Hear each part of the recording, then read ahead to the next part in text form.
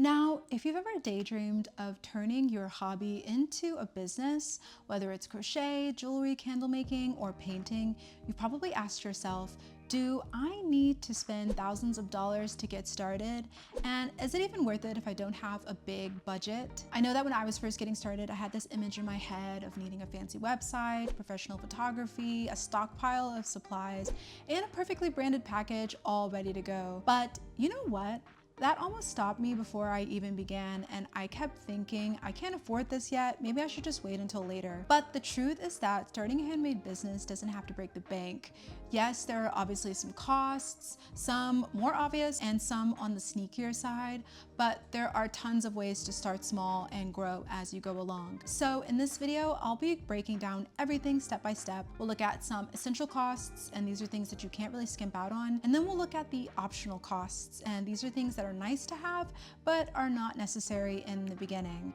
And I'll also share some real world numbers and tips on saving money and a realistic range on what you can expect to spend depending on your craft. So get ready to take some notes, maybe grab a cup of coffee, and let's dive into the real costs of starting a handmade business.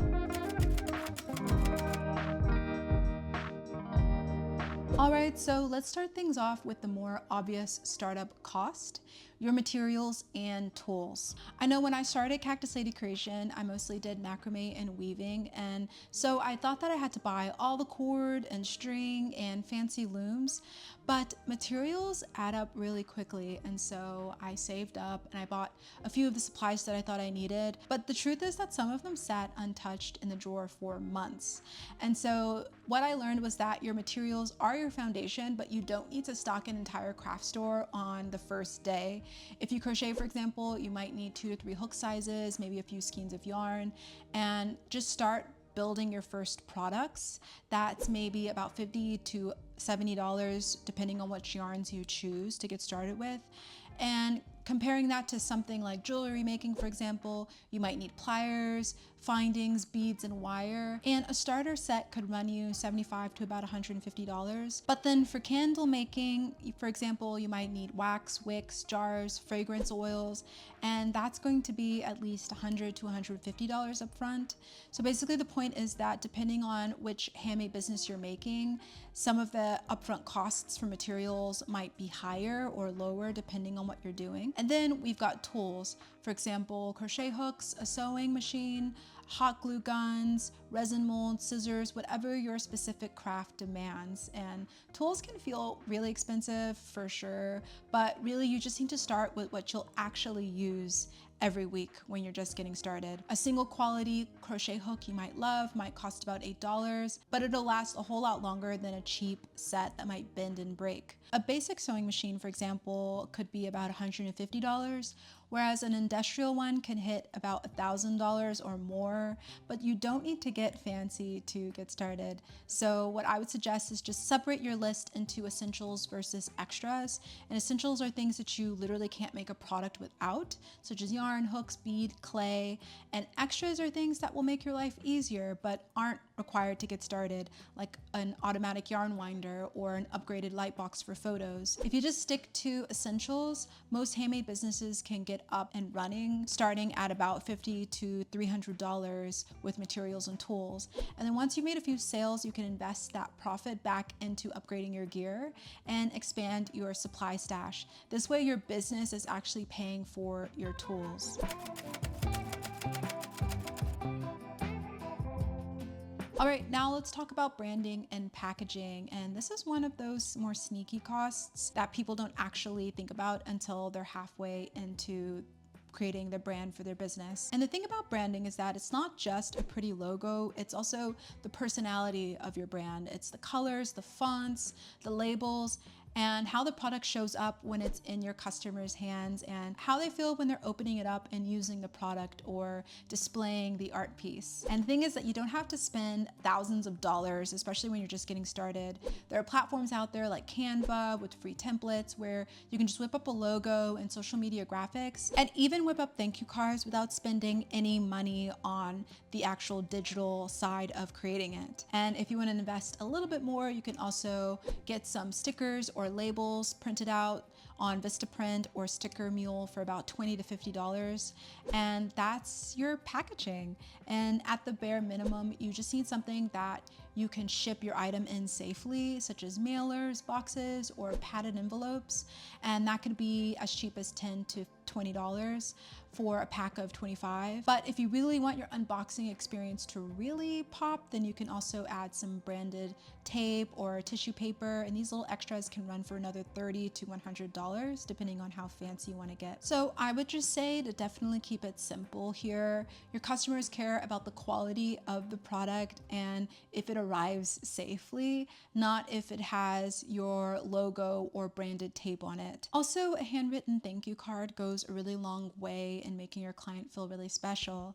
And then as your brand evolves, you can also start to add custom packaging along the way. So to give a ballpark of what you need when you're just getting started, you can expect to spend about $30 to $50 on DIY packaging. And then as you go along and you want to really improve on your branding by adding stickers or any custom labels or anything, that can cost about $100 to $300 depending on what you want to add to give it a nice polished look.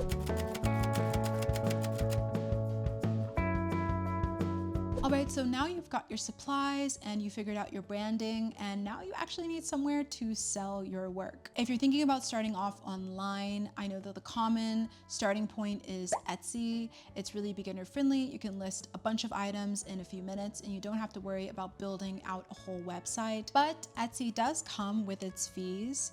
It costs at least 20 cents to list an item, and then they take about 6 to 7% of every sale at the time of this video. So for example, you sell a $20 crochet hat, Etsy will keep $1.40 plus payment processing fees, which will cost at least 3%.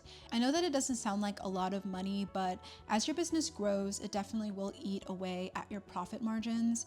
And I also talk about some of the other downsides of selling on Etsy, as well as some other alternate marketplaces that you might want to look into. And I'll put some links for those videos in the description box below if you want to check them out. The next option is building your own website using platforms like Shopify, Squarespace, or Wix. And these give you more control over your brand and your customer experience, as well as your profit margins. But the trade-off is cost. You're definitely going to be spending at least $25 to $40 a month depending on what website subscription that you start off with, plus a custom domain for your website, which can run you about $12 to $20 USD per year. But this option definitely makes sense if you're planning to scale your business and you're in it for the long haul, and you want to make sure that your brand is able to stand out on its own, especially in SEO or the search engine optimization of Google. When people Google your name, then that means your website will pop up. But let's also talk about in-person sales, because markets and craft fairs are a huge part of the handmade world. I know that I have been focusing more on the online world, but over the next year, I definitely want to get back into selling in person and in markets. But the thing is that booth fees can range a lot. A smaller neighborhood market table might cost you about $50, while a bigger, more seasonal event can run about $200 or more. Especially some of those bigger, more popular craft fairs can range even in the $2,000 range and up. And for markets, not only do you have to pay for the booth, but you also have to pay for displays, a folding table even sometimes, tablecloths, a clothing rack, signage, and a market tent, and also a card reader to accept payments. And that can easily be another $100 to $500. But the best thing to do is just start off with whichever platform is more manageable for you. If you want to just test the waters and you're just getting started, maybe you start off with Etsy. But if you want to build out a more long-term brand, then you maybe want to check out a website, or maybe you prefer more face-to-face markets, then that's definitely the place to start. Just make sure that you budget for booth fees and all of the displays.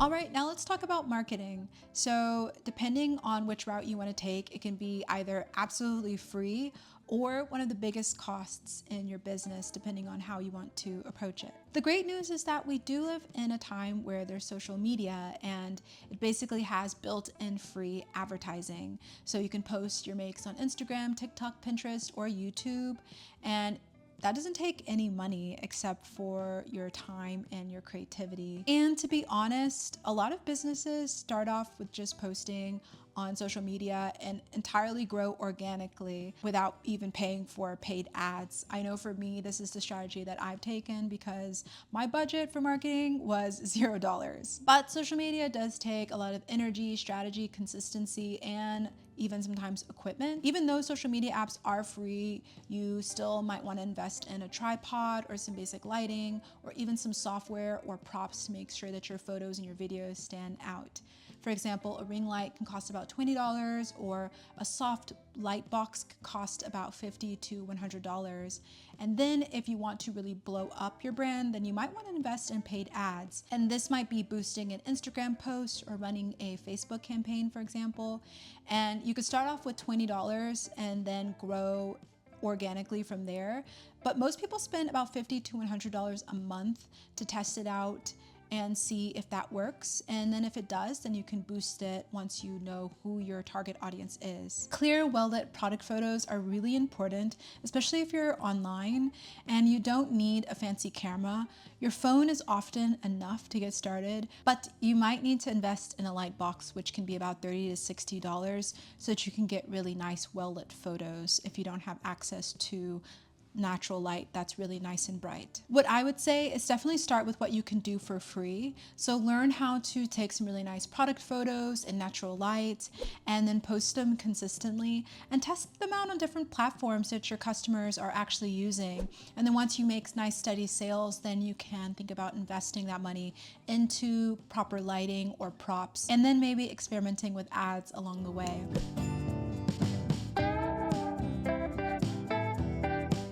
So let's put it all together. How much does it cost to really start a handmade business?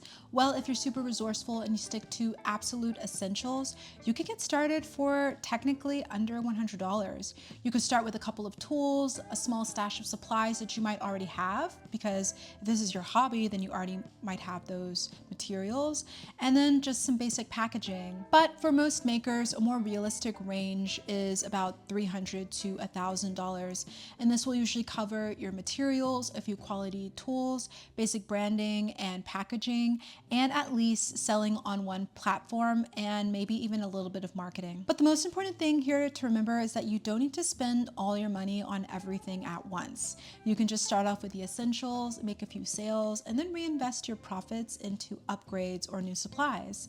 And then that way your business is actually funding itself. So hopefully now you've got a realistic picture of the startup costs of a handmade business.